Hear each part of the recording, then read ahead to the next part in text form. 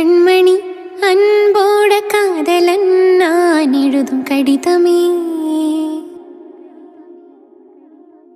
பொன்மணி உன் வீட்டில் சௌக்கியமா, நான் இங்க சௌக்கியமே.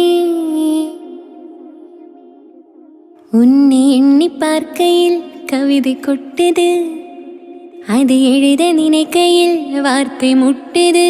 ஓ கண்மணி அன்போட காதலன்